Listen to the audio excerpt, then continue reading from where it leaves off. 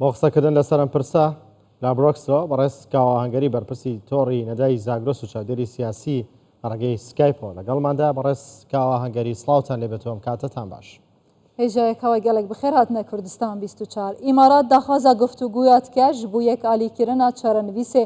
ڤان هەرسێ دوورگەیاندنە بەرە ئیمارات و ئیرانێ لە ئیران بە هەموو ڕەنگێکی دانوستاندنان ڕەت دکە و خوب خوددانێ ڤان دوورگەیات زانیتن ئەم چاوەڕێی چ بکەین بە تایبەتی پشتی دەستی رووسیا هاتیە ناف.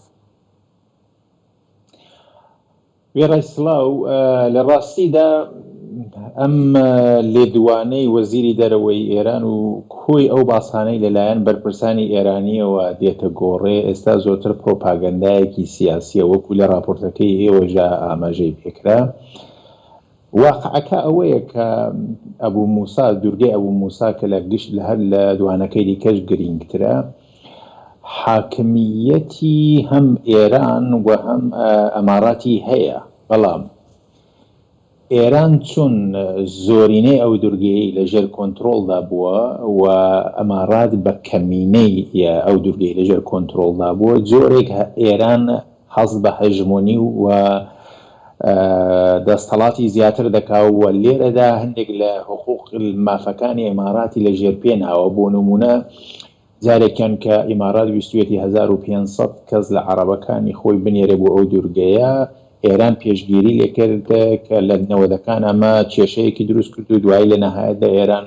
ناچار بە پاشەکشە بوو کە 100 مامۆستای ئیماراتی هاتن لەو دوورگەیە خزمەتیان کرد. نوکتەیەکی دیکە ئەوەیە کە لە ڕاستیدا ئێران ئەوە نە بە نیسبەت ئەبوو موسا و ئەو دوورگانە بە نیسبەت کوردستان و بەلوچستان و تەواوی ئەو هەرێمانەی کە پێی وایە کێشیان لەسەرە هەڵوێستێک یا ڕوانگەیەکی ئەمنیەتی هەیە. بۆ ئەگەر چاوریە بکەین ئەبوو موسا یەکێک لە پاشکەوتوترین شوێنەکانی ئێرانە. بۆ پێی وایە ڕۆژێک لە دەستی دەردەچێ و نایهەوێ سەرمایە گوزاری لێ بکە. ئێستا دەتوانم بڵم عەرەبەکانی ئیماراتی نیشتەجێی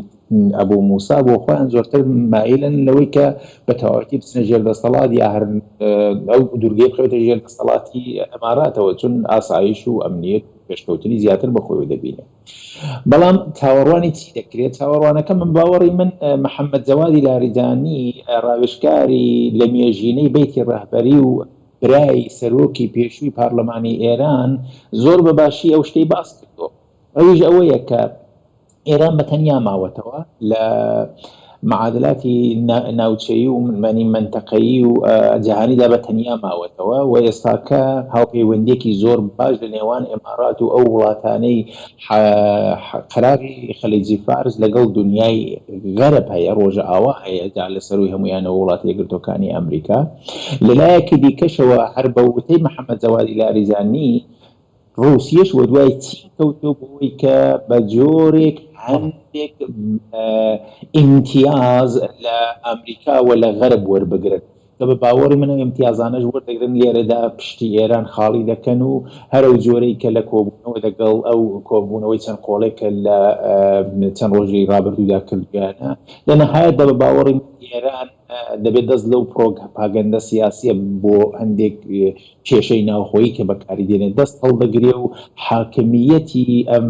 دوورگانە دەچێتە یا ڕێکخراوێنێتەوە یەکگرتوەکان یا دادگایەکی نێودەوڵەتی و یەکلایی دەکرێتەوە. بەڵێ بەڕێزکاوە ئەگەر وەکو لە راپۆرتەکەدا بوو بگەڕینەوە بۆ مێژوش کە دەوترێت لەژێر دەستی بەریتانیا بووە، بەڵام کاروبارەکانی ئیماراتی شارێقە بەڕەوەی بردووە، بەڵام دواتر بە پێی ڕێکەوتنێک و لێگەیشتنێک و لەسەر چ بنەماگە ئیمارات ئەو کاتە تەسلیمی ئێرانی کردووە کە ئێران حکمی بکات؟ ئیماراتەکان بۆ خۆیان ئەو وەڵامیان داوەتەوە، پێیان وایە کە ئەو دەم کە لە زمانی شادا ینی لە دەیەی هەفتادا ئێران پێشکەوتنێکی زۆری بەخۆیەوە دیتۆ داهاتی یەکجار زۆری هەبووە، یەکێک لە زلهێزەکانی ناوچە بوو ینی ژاندارمی ناوچە بووە و ئیمارات لەژێر هەژمونی و فشاری نظامی و هەژمونی ئێرانەوە ئەمەی قبول کردو. بۆیە ئێستاکە لەو شتە پاشکەس بوونەتەوە و ئێستا ئێمارات زۆر لە ئێران پێشکەوتوترە، لەبەرەوە پێیان وایە دەبێت پێداچوونەوەیەک بەوەدا بکرێت. بەڵام ئەگەر ئەو پێداچوونەوەیەش نەکرێت، ئەوەی کە تا ئێستا تەوافقی لەسەر کراوە لە لە دەهەی سەرەتای دەهەی هەفتە ینی 1970دا هەم ئێمارات حاکمی بەشێکە ینی حەقی بەسەر بەشێکی ئەلبەتە کەمینەی ئەبوو موسادا هەیە و هەم ئێران بەڵام ئەگەر ئەوە ڕەچاو نەکرێت ینی ئەم ڕێککەوتنەی کە لە 1970دا ڕەچاو نەکرێ من پێم وانەیە کە کۆماری ئیسلامی بتوانێت لەو گەمەیەدا سەرکەوتن بەدەست بێنێ چ لە ڕووی دادگایەکی نێودەوڵەتی بێ دەیدۆڕێنێ ینی دەبێت دان بە حاکمیەتی ئێمارات بەشێک لەو دوورانەتیژێ بە حەز دکەی کوتتبێژەی ئیران لەسەر ئاستێ ناوچەیی و جیهانێژی بتەنێ مایە ئەگەر هاتوو لە دادگەهەکە ناودەولەتی هاتوو ئیرانێ دووڕاند لە گۆڕی ئاخفتناتە ئیران دەوێ دووڕانی قبول بکە گەلو یانژی دێ هەل بکێشیتە شەڕەکێ چەکداری ئیمکان تێدایە ئەوەی لێرەدا دەبێت جیاوازێک لە بینی خەڵکی ئێران و کۆماری ئیسلامی دابنین بە باوەڕی من کۆماری ئیسلامی لە نەهایەتدا ملکەتی ئەم دۆڕانانە دەبێت دیارە ئەگەر بچێتە دادگایەکی نێودەوڵەتی جوانەیە کە ئێران بە تاوەتی بیدۆڕێنە هەر لەسەر ئەساسی ئەو ڕێککەوتنی کە 1970 کراوە ئێران حاکمیەتی بەسەر بەشێکی زۆرینەی ئەبوو موسادا هەیە بەڵام یەک نوکتەمان لەبیر نەچێت تۆمبی چووکە و تۆمبی گەورە و ئەبوو موسا لە ڕووی ژئۆپۆلیتیکە یەکجار زۆر گرینگە ئەگەر ئەو سێ دوورگەیە بکەوێتە ژێر دەسەڵاتی ئێمارات بە تەواوەتی لە ڕاستیدا بەشی خوارەوەی کەنداوی فارس بە تەواوەتی لەژێر کۆنترۆڵ و چاوەدێری ئێران کەنداوی فارسیش بەتایبەت جێگایەک کە نزیک بە زیاتر لە 100% وزەی دنیا لەوێدا دێودەچێ هەم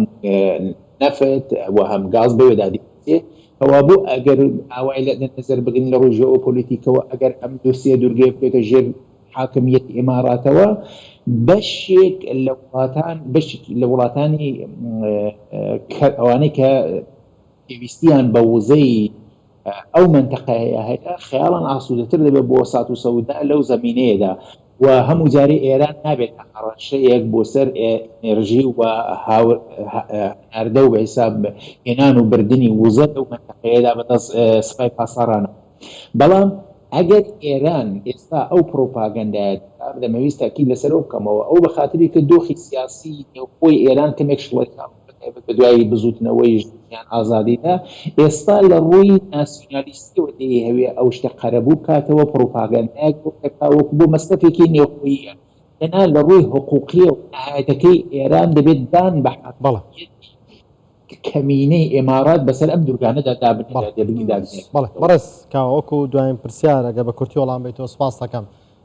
جگە لە گرنگی ئابووری و ئەو باشی کەنداویش کە باس کرد کەنداوی فارس و یاخود کەنداوی عەرەب کە باسیەکەن لە ڕووی ئەمنی و ئاسایشەوە چه گرنگێکی هەیە دوورگانە هەروەکی ئەرزم کردن بەشێکی زۆر لە وزەی دنیا زیاتر لە 40% وزەی دنیا بەتایبەت نەفت و گاز لێوێڕا صادرات و وارداتی ینی ئەنجام دەدرێت بۆ هەم چ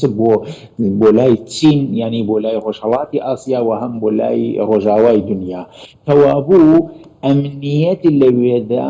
پەیوەندێکی ڕاستەوخۆی هەیە بە شەڕەیانی ئابووری لە دنیادا بە وەزعیەتی ئابووری لە دنیادا ئەگەر ئێران حڕەشە بێ بۆ ئەمنیەت لەو بەیساب لەو گەرویەدا لەم گەروە ئاوێدا تەوابوو دەتوانێت شوێندانەریش بێت لەسەر وەزعیەتی ئابووری لە دنیادا بەڵام من پێم وانێت جیهان ئەو ئیجازەیە بە ئێران بدەن کە وەها خەتەرێک یا مەترسیەک بۆ هەزار ئابووری جیهان بێ بەڵێ بەڕێز کاوەهەنگەری بەرپرسی تۆڕی نەدای زاگرۆس و چاودێری سیاسی لە بڕۆکسل لە ڕێگەی سکایپۆ لەگەڵماندا بوو سپاس بۆیەوە